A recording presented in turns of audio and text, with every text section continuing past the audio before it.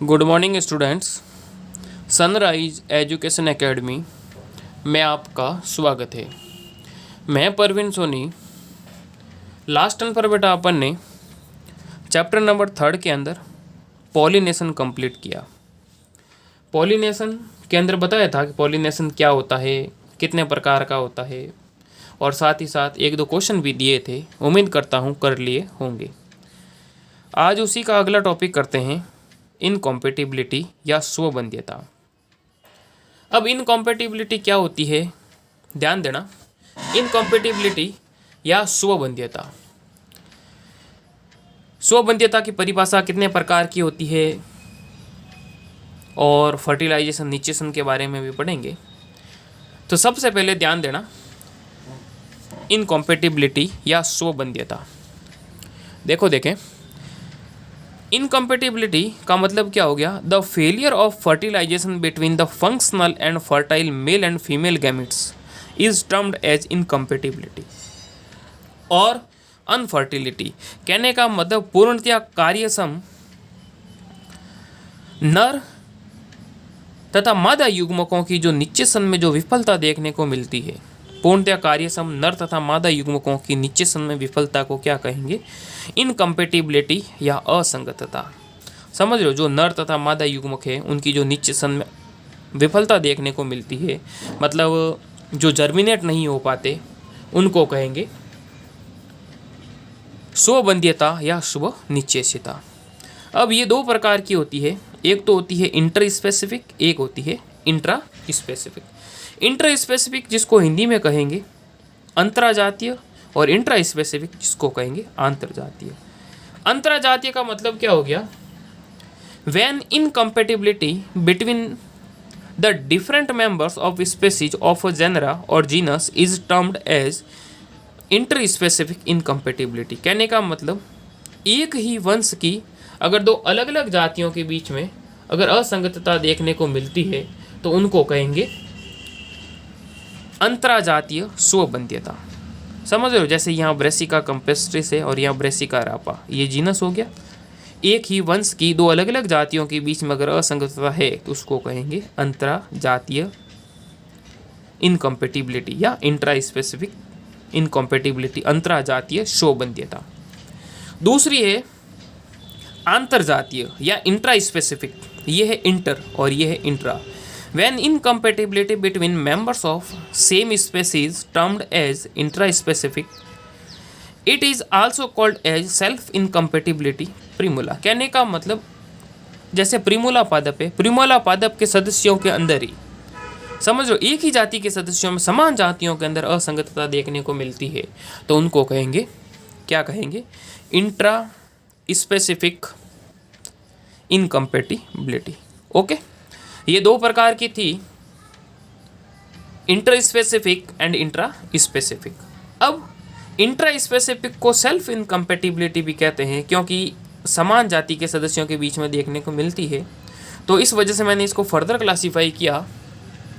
इसके अंदर फर्स्ट है, ध्यान देना बेटा, गैमेटोफिटिक सेल्फ इनकम्पेटिबिलिटी। अब गैमेटोफिटिक का मतलब क्या हो गया, जब इनकम्पेटिबिलिटी का जो निर्धारण है वो मेल गैमेटोफाइट के द्वारा होता है।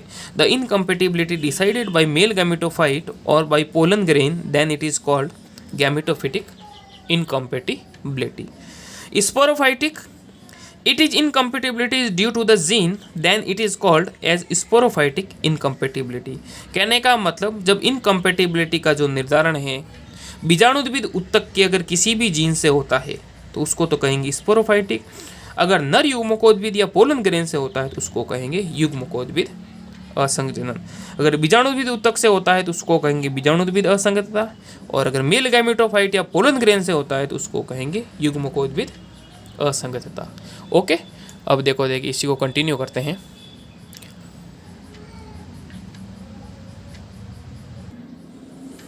अब देखें पोलन पिस्टल इंटरेक्शन, पराग स्त्री केसर अंतक्रिया।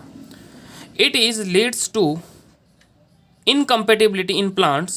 The reason can be physiological और morphological। कहने का मतलब ये जो एक प्रकार की असंगतता इन पेड़ पौधों के अंदर देखने को मिलती है और ये कार्य की या फिर आकार के प्रभाव से हो सकती है।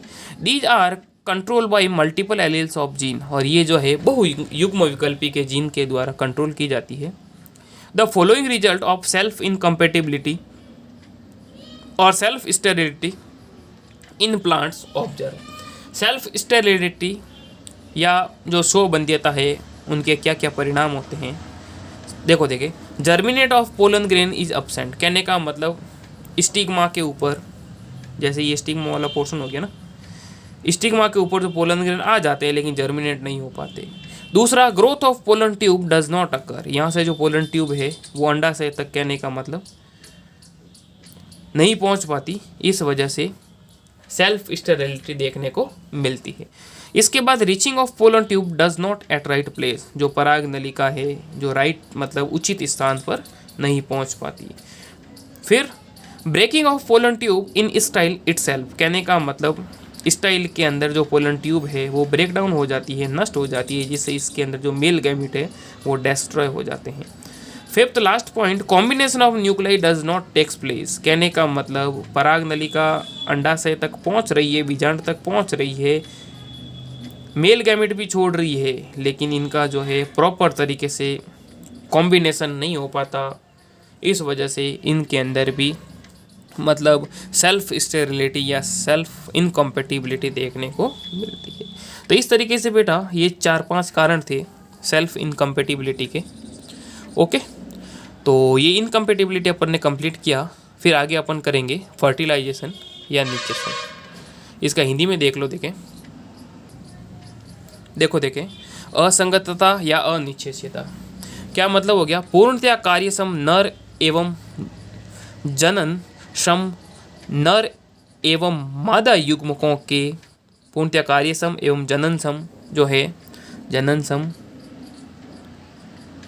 नर एवं मादा युग्मकों के मध्य निश्चेषण विफलता को असंगतता कहते हैं। 2 प्रकार की होती है, अंतराजातीय और आंतरजातीय। अंतराजातीय एक ही वंश की भिन्न जातियों के मध्य, और आंतरजातीय एक ही जाति के सदस्यों के मध्य होती है, जैसे प्रिमुला, इसके अंदर ब्रेसिका कंपेस्टिस, और आप ये बता दिया। युग्मकोद्भिद स्व अनिश्चयता का निर्धारण यदि नर युग्मकोद्भिद या परागकण के जीन द्वारा होता है, या फिर बीजाणुद्भिद स्व अनिश्चयता थी जिसमें स्व अनिश्चयता का निर्धारण बीजाणुद्भिद उत्तक के जीन प्ररूप द्वारा होता है, तो बीजाणुद्भिद स्व अनिश्चयता ये अपन ने कर दी। इसके बाद अपन ने किया पराग स्त्री के सरण पारस्परिक क्रिया के परिणाम स्वरूप पौधों में असंगतता पाई जाती है। इसके लिए उत्तरदायी कारक कार्यकी या अकारिकी हो सकते हैं। यह एक जीन के बहुयुग्म विकल्पी द्वारा नियंत्रित होती है। इसके बाद अपन ने किया पौधों में स्व अनिश्चयता के निम्नलिखित परिणाम दिखाई देते हैं।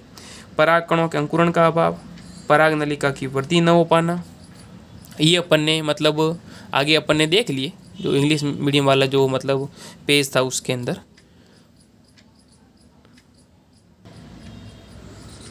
पराग नलिका सही स्थान पर न पहुंच पाना, पराग नलिका वर्तिका में फट जाना, केंद्रकों का संलयन न हो पाना। इस तरीके से ये थी अपने स्वबंध्यता। अब अपन करते हैं निषेचन, फर्टिलाइजेशन। फर्टिलाइजेशन क्या होता है? The combination of male and female gametes is called fertilization. कहने का मतलब नर एवं मादा युग्मकों के संयोजन या संलयन को निषेचन कहा जाता है। नर तथा मादा युग्मकों का जो संलयन होता है, male and fusion of male and female gamete, नर युग्मक तो हो गया पोलन ग्रेन और मेल गैमेट के रूप में है एग सेल, समझ लो, उनका जो फ्यूजन होता है उसको कहेंगे फर्टिलाइजेशन, निषेचन। ओके, अब देखो, it was studied by Strasburger in lilium. इस क्रिया का जो अध्ययन है सर्वप्रथम स्ट्रासबर्गर ने 1884 के अंदर लिलियम पादप के अंदर किया था। ओके, अब ध्यान देना, इसके अंदर 4-5 स्टेप अपन करेंगे। फर्स्ट जैसे बता रहा हूँ, germination of pollen grain and growth of pollen tube. ध्यान देना बेटा, क्या होता है कि जैसे मान लीजिए स्टिग्मा वाला पोर्शन हो गया, इधर ध्यान देना। अब जैसे पोलिनेशन के फलस्वरूप क्या होता है कि पोलन ग्रेन जो है वो स्टिग्मा के ऊपर पहुंच जाते हैं। स्टिग्मा के ऊपर पहुंचने के बाद कुछ समय रेस्ट करने के बाद ये जो पोलन ग्रेन जो है वो जर्मिनेट होते हैं। तो मतलब स्टिग्मा के ऊपर पराग कणों के पहुंचने से लगा करके उसके जर्मिनेट होने तक का जो टाइम पीरियड है उसको कहेंगे जर्मिनेशन पीरियड। Germination period. इस दरमियान ये स्टिग्मा जो है एक पराग कणों के अंकुरण के लिए एक मंच प्रदान करने का कार्य करता है। कहने का मतलब यहाँ पर वसा, शर्करा, रेजिन आदि उपस्थित होते हैं जो इनके अंकुरण के लिए, इनके जर्मिनेशन के लिए मतलब सहायता प्रदान करते हैं। इसके बाद कुछ समय परागकण रेस्ट करने के बाद क्या होता है कि इसके अंदर जो जर्म पोर होते हैं, जर्म पोर जो होते हैं, जर्म पोर से क्या होता है कि जर्म पोर से क्या होता है कि इनके अंदर जो अंतसोल होती है, अंतसोल से ट्यूब लाइक स्ट्रक्चर निकलती है जिसको कहते हैं पराग नलिका। सामान्यतः एक परागकण से एक पराग नलिका ही निकलती है। इस वजह से उन परागकणों को तो कहेंगे एक नलीय परागकण या मोनोसाइफोनस। समझ रहे हो? मोनोसाइफोनस। और जैसे कुकुरबिटेसी या मालवेसी कुल के अंदर परागकणों के अंदर क्या होता है कि उनके अंदर जो 2 या 3 जो जर्म पोर है, हर एक से पराग नलिका डेवलप होती है। लेकिन ध्यान रखना, अंडाशय तक केवल एक ही पराग नलिका पहुंचती है। तो मतलब एक परागकण से अगर एक से अधिक पराग नलिका निकल रही है तो उनको कहेंगे पॉलीसाइफोनस,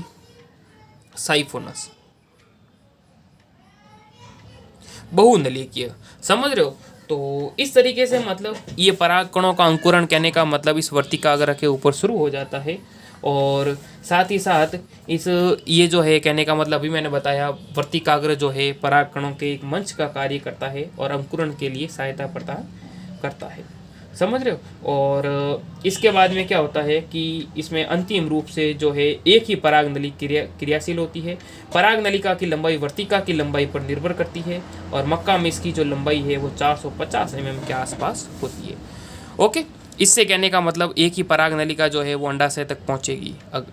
ओके, और इसके बाद में सेकंड जो है वो है कहने का मतलब ग्रोथ ऑफ पोलन ट्यूब। इसके बाद है ग्रोथ ऑफ पोलन ट्यूब। अब ध्यान रखना बेटा, पराग नलिका की जो वृद्धि है वो हमेशा किसके और होती है? अंडाशय की तरफ। ओके, अब अंडाशय की तरफ ये जो है मतलब स्टाइल से होते हुए अंडाशय तक पहुंचती है। इस दरमियान क्या होता है कि जैसे 2 पादप है, लीलियम एवं राइबीज। लीलियम एवं राइबीज, उनके अंदर क्या होती है? स्टाइल जो होती है वो होलो का मतलब क्या हो गया? स्टाइल जो होती है वो खोखली होती है। मतलब उनके अंदर क्या होता है? म्यूकस प्रेजेंट होता है। समझ रहे हो? और म्यूकस जो है इनकी कहने का मतलब यहाँ म्यूकस प्रेजेंट होता है और जो मतलब इनकी जो गति के लिए रेस्पॉन्सिबल होती है। ओके, किसके अंदर? लीलियम और राइबीज नामक पादपों के अंदर।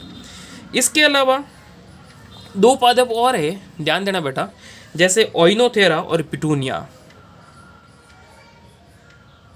ओइनोथेरा और पिटूनिया, इनके अंदर क्या होती है कि स्टाइल के बीच में मतलब इंटरसेलुलर स्पेस पाए जाते हैं और इन इंटरसेलुलर स्पेस से होते हुए ये पराग नलिका जो है वो अंडाशय तक पहुंचती है। इसके अलावा अधिकांश पादपों के अंदर क्या होता है कि मतलब यहाँ से जो पराग नलिका निकलती है यहाँ पर सॉलिड जो है मतलब ठोस पदार्थ पाए जाते हैं और ये जो ठोस पदार्थ जो है मतलब इनके मार्ग को क्या कर देते हैं? बंद कर देते हैं। तो इस दरमियान क्या होता है कि यहाँ पर एक विशेष प्रकार का एंजाइम बनता है जिसका नाम है पैक्टिनेज। और ये पैक्टिनेज एंजाइम क्या करता है कि जो यहाँ बीच में जो सॉलिड सब्सटेंस होता है और उनको मतलब गला देता है ताकि पराग नलिका की जो वृद्धि है वो स्टाइल से स्टिग्मा, मतलब स्टिग्मा से स्टाइल और स्टाइल से ओवरी तक आसानी से हो सके। तो कहने का मतलब ग्रोथ ऑफ पोलन ट्यूब जो है वो कहने का मतलब हमेशा इसकी जो पोलन ट्यूब की जो लंबाई है वो स्टाइल के ऊपर डिपेंड करती है। कहने का मतलब स्टाइल जितनी लंबी होगी वर्तिका उतनी ही मतलब पराग नलिका की लंबाई देखने को मिलेगी। और लीलियम और राइबीज नामक पादप की जो वर्तिका खोखली होती है। ओइनोथेरा और पिटूनिया के अंदर स्टाइल के अंदर इंटरसेलुलर स्पेस पाए जाते हैं और अधिकांश पादपों के अंदर ये ठोस होती है जो पैक्टिनेज एंजाइम से मतलब इनको मार्ग को क्या किया जाता है, दुरुस्त किया जाता है, और जिससे मतलब ये अंडाशय तक पहुंचती है। और साथ ही साथ जब ये स्टाइल से होते हुए अंडाशय तक पहुंचती है ना, तो इनके अंदर कहने का मतलब पराग नलिका के अंदर मतलब ये रासायनिक उद्दीपन के फलस्वरूप भी जो मतलब अंडाशय तक पहुंचती है बीजांड के अंदर, और मतलब वर्तिका अंडाशय तथा बीजांड में उपस्थित रसायन वर्ती कारक पराग नलिका की वृद्धि की दिशा को निर्धारित करती है। यह सदैव वृद्धि करती हुई अंडाशय में उपस्थित बीजांड की ओर अग्रसर होती है, और नलिका की वृद्धि एक दिशीय और कीमोट्रोपिक प्रकार की होती है। समझ रहे कहने का मतलब स्टाइल जो है, मतलब इनकी वृद्धि के अंदर और अंडाशय के तरफ मतलब गति के लिए रेस्पॉन्सिबल होती है, और साथ ही साथ ये मतलब इनकी जो गति होती है वो एक दिशिक होती है, और कीमोट्रोपिक मतलब यहाँ पर विभिन्न प्रकार के रसायन वगैरह जो है वो अंडाशय या बीजांड की ओर मतलब इसको निर्दिष्ट करते हैं, किसको, पराग नलिका को। ओके, तो इस तरीके से बेटा ये थी ग्रोथ ऑफ पोलन ट्यूब। इसके बाद में अगला टॉपिक आता है entry of pollen tube in ovule. कहने का मतलब बीजांड के अंदर पराग नलिका का प्रवेश। अब बीजांड के अंदर पराग नलिका का प्रवेश 3 तरीके से देखने को मिलता है। एक तो होता है पोरोगेमी, चलाजोगेमी और मीजोगेमी। देखो देखें, पोरोगेमी,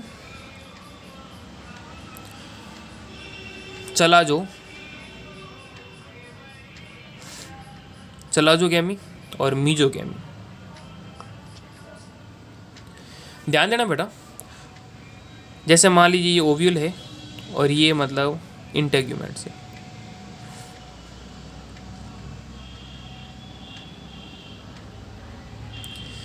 पोरोगेमी या बीजांड द्वारीय प्रवेश। पोरोगेमी या बीजांड द्वारीय प्रवेश का मतलब क्या हो गया कि जब पराग नलिका जो है वो बीजांड के अंदर अगर बीजांड द्वारीय सिरे से प्रवेश करती है, जो मैक्सिमम प्लांट के केस में देखने को मिलता है, तो उनको कहेंगे बीजांड द्वारीय या पोरोगेमी प्रवेश। समझ रहे हो? अगर पराग नलिका का प्रवेश निभागीय छोर से हो रहा है तो उनको कहेंगे निभागीय प्रवेश। और मीजोगेमी का मतलब हो गया अगर पराग नलिका जो है वो अध्यावरण से प्रवेश कर रही है, समझ रहे हो, अध्यावरण से, तो उसको कहेंगे अध्यावरणी प्रवेश।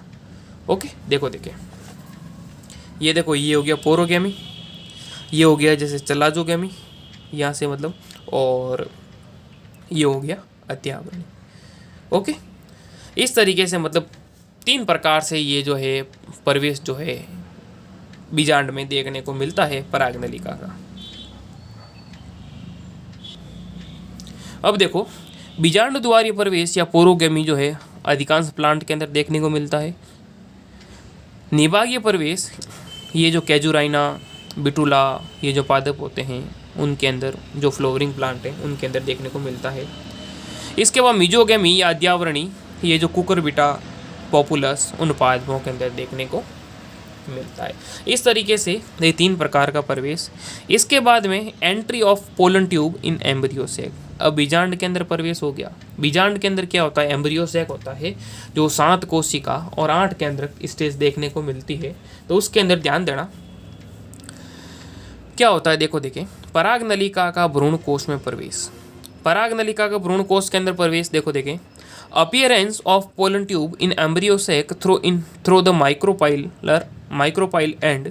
भ्रूण कोश में पराग नलिका सदैव बीजांड द्वार वाले छोर से निम्नांकित किसी एक मार्ग द्वारा प्रवेश करती है। ध्यान देना बेटा, फर्स्ट के अंदर क्या है, इन between the egg and one synergid. कहने का मतलब ये जैसे एम्ब्रियो सैक हो गया, इसके अंदर ये एग सेल है और ये सहायक कोशिका। क्या मतलब हो गया, in between egg cell and synergids. कहने का मतलब ये जो है अंड कोशिका और सहायक कोशिका के मध्य से। सेकंड केस के अंदर in between the integument of embryo sac and synergids. क्या मतलब हो गया, अध्यावरण और सहायक कोशिका के मध्य से।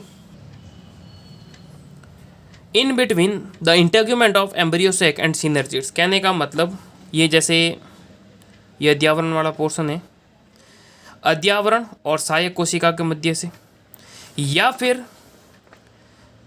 डायरेक्टली थ्रू द सिनर्जिड्स, या फिर डायरेक्टली, कहने का मतलब जो है सहायक कोशिका से होते हुए मतलब इसके अंदर एंटर करती है। तो कहने का मतलब ये 3 तरीके थे जिससे जो है पराग नलिका का भ्रूण कोश में प्रवेश अंड कोशिका और सहायक कोशिका के मध्य से।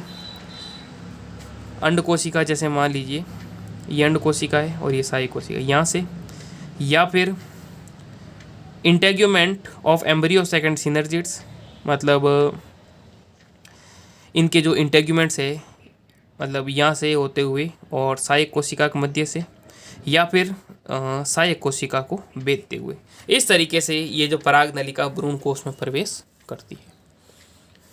अब ध्यान देना बेटा, अगला जो मोस्ट इम्पोर्टेंट टॉपिक आ रहा है इसके अंदर ही है, फर्टिलाइजेशन के अंदर ही 5th point, double fertilization and triple fusion, द्विक निषेचन एवं त्रिक संलयन। डबल फर्टिलाइजेशन और त्रिक संलयन के अंदर देखो देखें, ये देखो देखें, जैसे ये मैंने आपको मादा युग्मकोद्भिद बताया था बेटा कि जिसके अंदर एक सेल जो होती है आगे चल करके मादा युग्मकोद्भिद का निर्माण करती है। नहीं तो मेरे पिछले वीडियो देखना, उसके अंदर आपको मिलेगा कि 3 होती है एंटीपोडल सेल प्रतिमुखी कोशिकाओं की तरफ, मतलब निभागी चेहरे की तरफ, और जो माइक्रोपाइलर एंड होता है वहाँ पर एक अंड कोशिका और 2 सहायक कोशिका होती है जिसको कहते हैं एग एपरेटस, और बीच में होते हैं द्वितीयक केंद्र। समझ रहे हो? और ये मतलब है 7 कोशिका और 8 केंद्र की स्टेज देखने को मिलती है, 3 और 3 6, और ये एक पूरी 7 कोशिका और 8 केंद्र, 1 2 3 4 5 6 और 2 8 केंद्र, 7 कोशिका और 8 केंद्र जो है भ्रूण कोश के अंदर देखने को मिलते हैं, और ये आगे चल करके फीमेल गैमेटोफाइट बनाते हैं। ओके, तो ध्यान देना बेटा, डबल फर्टिलाइजेशन जो है एंजियोस्पर्म पादपों का एक यूनिक फीचर है, अनोखा, जो मतलब आवर्तबीजी पादपों के अंदर ही देखने को मिलता है, जिम्नोस्पर्म पादपों के अंदर नहीं मिलता। इसके बाद में ये है जर्मिनेट पोलन ग्रेन, ये है मेल गैमेटोफाइट और ये है फीमेल गैमेटोफाइट, जिसके अंदर ये भी मैंने बताया था 2 नॉन मोटाइल, 2 अचल नर युग्मक, और ये ट्यूब न्यूक्लियस, और ये जो है एक्साइन, ये इंटाइन होती है, इंटाइन से जर्म पोर से पोलन ट्यूब निकलती है। तो इस तरीके से ये मेल गैमेटोफाइट, ये फीमेल गैमेटोफाइट और ये मेल गैमेटोफाइट, इन दोनों के अंदर जब फर्टिलाइजेशन के फलस्वरूप क्या होता है कि जैसे यहाँ पर जैसे ये मतलब ये पोलन ट्यूब हो गई, इसके अंदर 2 नर युग्मक है, ये जो है मतलब पराग नलिका की वृद्धि के लिए रेस्पॉन्सिबल है, बाकी डीजनरेट हो जाता है। 2 नर युग्मक जो है वो माइक्रोपाइलर एंड से या बीजांड द्वारीय सिरे से भ्रूण कोश के अंदर प्रवेश करता है। ओके, ये सहायक कोशिका और ये अंड कोशिका, और ये जो फिलीफॉर्म एपरेटस है, ये तंतुमय संरचना होती है जो क्या करते हैं, पराग नलिका को गाइड करते हैं कि भी अंड कोशिका यही है, और मतलब आसानी से कहने का मतलब फर्टिलाइजेशन हो सके, जिसे मतलब गाइड करने के लिए रेस्पॉन्सिबल होते हैं। अब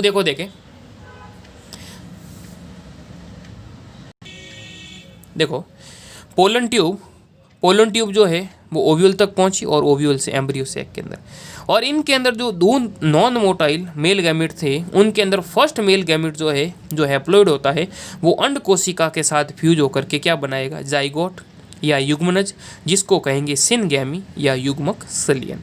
ओके, अब ये भी अगुणित होता है, ये भी अगुणित, और ये जो है जाइगोट मिलेगा जो डिप्लॉइड होगा।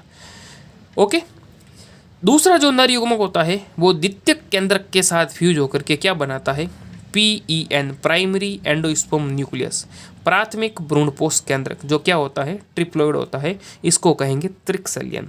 समझ रहे हो? तो ये युग्मनज तो आगे चल करके भ्रूण बनाएगा, और जो प्राथमिक भ्रूणपोष केंद्रक है जो आगे चल करके क्या बनाएगा, भ्रूणपोष। ओके, अब देखो ये जाइगोट से तो बना भ्रूण जो डिप्लॉइड है, और प्राथमिक भ्रूणपोष केंद्रक जो है आगे चल करके भ्रूणपोष का निर्माण करता है जो ट्रिप्लॉइड होता है। समझ रहे हो? तो इस तरीके से ये जो है डबल फर्टिलाइजेशन के अंदर देखने को मिलता है। कहने का मतलब एक नर युग्मक तो अंड कोशिका के साथ, दूसरा नर युग्मक जो है द्वितीयक केंद्रक के साथ फ्यूज होकर के जो है जो अंड कोशिका के साथ फ्यूज होता है वो तो बनाता है युग्मनज, और द्वितीयक केंद्रक के साथ फ्यूज होकर के आगे चल करके बनाएगा भ्रूणपोष। इस तरीके से जो आवर्तबीजी पादप है उनके अंदर मतलब ये दोहरा निषेचन देखने को मिलता है। और आवर्तबीजी पादपों के अंदर भ्रूणपोष जो होता है, ध्यान रखना बेटा, ट्रिप्लॉइड होता है जो निषेचन के बाद बनता है। जो अनावर्तबीजी पादप होते हैं उनके अंदर निषेचन से पहले बनता है और हैप्लॉइड होता है। जिम्नोस्पर्म के अंदर, एंजियोस्पर्म के अंदर ट्रिप्लॉइड होता है। ओके, अब देखिए,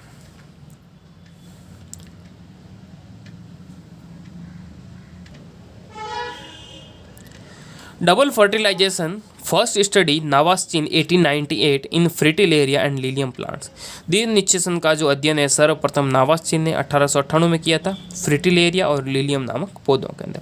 अब इनका देखो लास्ट अपन टॉपिक कर रहे हैं सिग्निफिकेंस, इंपॉर्टेंस। क्या इंपॉर्टेंस है इनके, ध्यान देना बेटा। One male gametes fuse with female gametes form a diploid zygote that develops into the embryo. Second male gamete fuse with secondary nucleus and form triploid endosperm nucleus.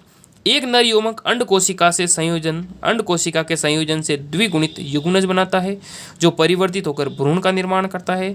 दूसरा नर युग्मक द्वितीयक केंद्रक से संयोजित होकर त्रिगुणित भ्रूणपोष केंद्रक बनाता है। इससे भ्रूणपोष का परिवर्धन होता है, समझ रहे हो। और ये जो भ्रूणपोष है endosperm supply food material to the developing embryo. ये एंडोस्पर्म है या भ्रूणपोष है जो भ्रूण बन रहा है उसको न्यूट्रिशन प्रोवाइड करने का कार्य करता है।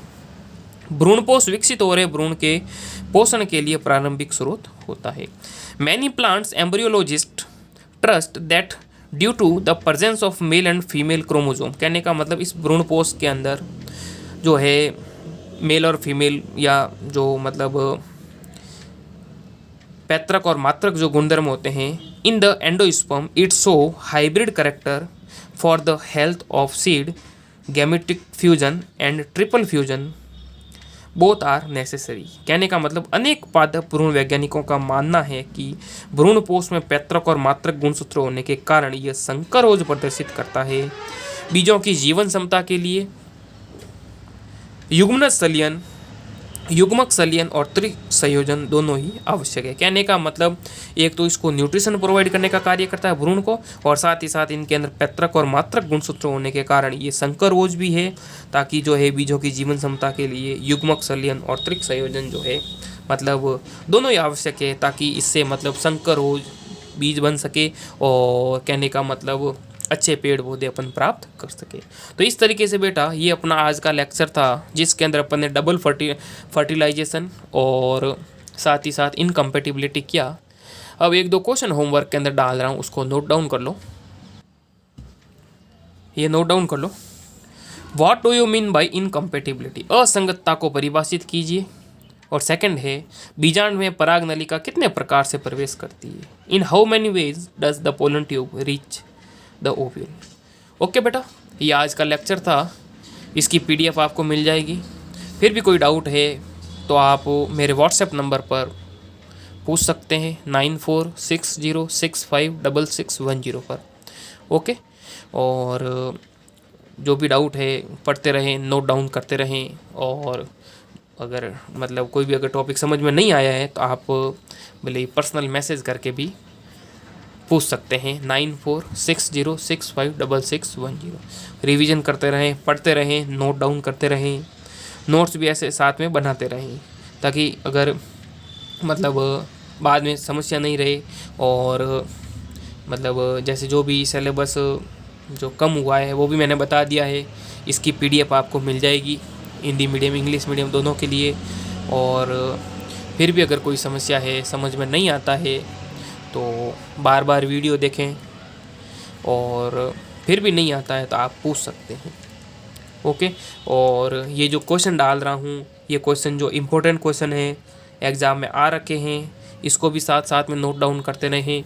और साथ ही साथ जैसे ये पीछे वाले चैप्टर के जो क्वेश्चन आंसर है, तो क्वेश्चन आंसर जो मैं नोट्स करवा रहा हूँ, अगर उसके अंदर अगर सब क्वेश्चन आ जाते हैं तो ठीक है, नहीं तो जो वन वर्ड वाले क्वेश्चन हैं, छोटे क्वेश्चन हैं, वो कम से कम एक बार कर ही लेना। क्योंकि बड़े जो है वो तो नोट्स में आ जाएंगे, लेकिन जो छोटे क्वेश्चन हैं वो एक बार कर लेना। ओके, फिर भी अगर कोई समस्या है तो आप व्हाट्सएप पर पूछ सकते हैं, नो डाउट, आराम से। ओके बेटा, बाकी अपन नेक्स्ट टर्न पे फिर स्टार्ट करेंगे। अगला टॉपिक जो है एंडोस्पर्म, वो अपन कंटिन्यू करेंगे, और फिर ये एम्ब्रियो वाला पोर्शन आएगा। Okay, thank you.